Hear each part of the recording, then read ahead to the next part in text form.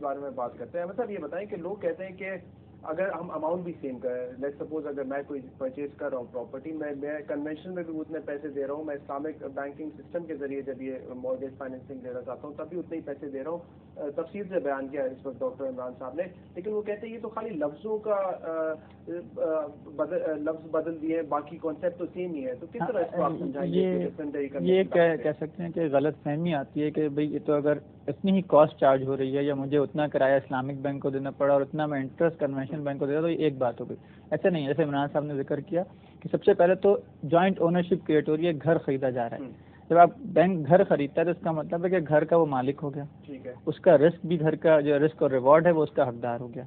जबकि conventional banking में आप देखें कोई ओनरशिप ऑफ एसेट नहीं होती, बल्कि क्या होता है कि कन्वेंशनल बैंक का जना मैंने आपको एक लोन दिया है और 50 लाख रुपए या 80 लाख रुपए का लोन दिया और इस पैसे पे मुझे किराया चाहिए, घर को अगर कोई नुकसान होता है तो ये मेरा कंसर्न नहीं है। इसमें ये है कि अगर घर को नुकसान होगा तो बैंक उस एसेट का ओनर है, तो वो उसके ओनरशिप रिस्क को बेयर करता है। और जब आप इसी चीज़ के ओनर में किराएदारी, तो एक हमारे इस माशरे में कॉमन ट्रांजेक्शन है।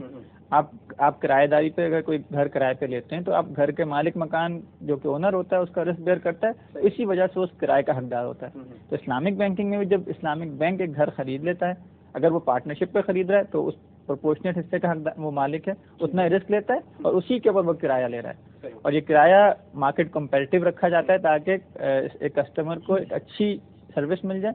और इसमें एक और बात, जब वो यूनिट खरीद रहा होता है हमारा कस्टमर, तो उसका किराया खुद ब खुद कम होता रहता है। ये एक तरह से उसका चूंकि डिमिनिशिंग मशार का है ना, तो बैंक की ओनरशिप कम हो रही है तो उसका सबूत वाज़ेह कि किराया भी कम हो गया। तो आपके लिए एज अ कंज्यूमर एक आसानी भी हो गई कि अगर आप जैसे जैसे मालिक बनते गए, और ये एक कहते हैं एक लॉजिकल बात भी है और एक मुनासिब बात भी है कि अगर हम कम हिस्से के ओनर हैं, कम रिस्क ले रहे हैं, तो कम किराया हम लेंगे।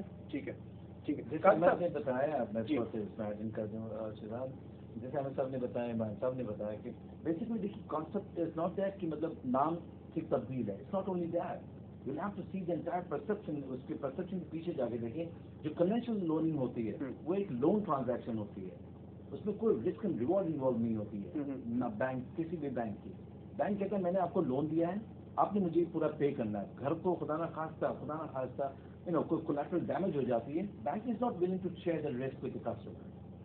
That is where the difference we create. Exactly. The Islamic banking and the conventional. खुदा ना खास्ता कोई collateral damage होता है, we being the owner, Islamic banking products, Islamic banking institution, we take the risk along with that.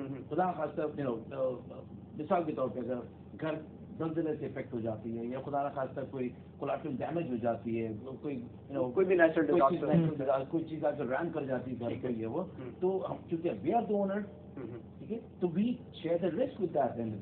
ठीक है। Now ये बताएं मुझे कि किन कस्टमर्स को आप केटर करते हैं, जो कि हाउस परचेज करना चाहता हो उनको सिर्फ करते हैं, या अगर कंस्ट्रक्शन करना चाहते हो एक घर की, उसमें भी आप लोग जो है करते हैं? और तीसरी एक और चीज़ कि अगर कोई प्लॉट खरीदना हो खाली, क्या उसमें भी प्लॉट की जैसा इमरान साहब ने बताया, हमारे अहमद साहब ने बताया, हम देखिए कोई इन्वेस्टमेंट के ऊपर रिटर्न नहीं लेने वाले, Islamic doesn't allow you that. हम लैंड से प्लॉट की परचेज के लिए प्राइसिंग नहीं, फंडिंग नहीं करते।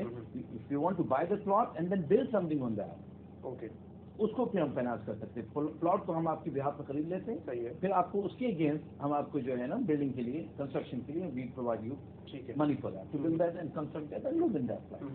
And when you start living in that place, then start paying as rental. देखिए मैं आपको कन्वेंशनल से इसलिए बताऊंगा थोड़ा सा क्योंकि इट्स वेरी इंपॉर्टेंट कि हमारा आम तबका जो है ना वो समझे इस चीज को डिफरेंस है क्या। देखिए आपने एक कन्वेंशनल लोन लिया आज, कल से आपका जो ना इंटरेस्ट पेमेंट स्टार्ट हो जाती है। इस्लामिक प्रोडक्ट्स में डिफरेंस क्या क्रिएट करते हैं, आज आपने प्लॉट लिया, ठीक है, और आपने 12 महीने के अंदर उसको बनाना होता है अंडर अग्रीड टर्म्स, 12 महीने के बाद हमारा रेंटल स्टार्ट होता है। इसमें थोड़ा सा क्लैरिफिकेशन मैं चाहूँगा कि देखें जैसे बात हुई कि हम बाइंग के लिए जो आप घर खरीदना चाह रहे हो तो हम आपको फाइनेंस कर देंगे, आप घर कंस्ट्रक्ट करना चाह रहे हो हम आपको फाइनेंस कर सकते हैं, आप रिनोवेशन करना चाह रहे हो हम आपको फाइनेंस कर सकते हैं। और एक बहुत अच्छी प्रोडक्ट जो हमने डिज़ाइन के शरिया बोर्ड ने अप्रूव की कि अगर कोई कन्वेंशनल बैंकिंग में फाइनेंस करवा चुका है अपना घर और वो वहाँ से वापस आना चाहता है तो हम उसको रिप्लेसमेंट की फैसिलिटी देते हैं। तो कंस्ट्रक्शन में तो घर अगर आप घर बाय करें तो घर कंप्लीट होता है, हम उसके अंदर ओनर हो जाते हैं। अगर कोई घर कंस्ट्रक्ट करना चाहता है तो हम उसको फैसिलिटेट ये करते हैं कि हम उसके साथ ज़मीन खरीदेंगे और फिर ज़मीन की कंस्ट्रक्शन के लिए उसको फाइनेंस करेंगे अंडर डिमिनिशिंग मुशारका। हमारी ओनरशिप उस केस में, क्योंकि टेक्निकल प्रोडक्ट है, तो उसमें ज़मीन के अंदर हम अपनी ओनरशिप लेते हैं सिर्फ, ठीक है, और उसी का ज़मीन का रेंट लेते हैं। लेकिन उसको आसानी क्या देते हैं कि यूनिट परचेज जब शुरू होगी वो 12 मंथ के बाद, ताकि वो अपना उसके पास एक ब्रेक भी मिल जाए।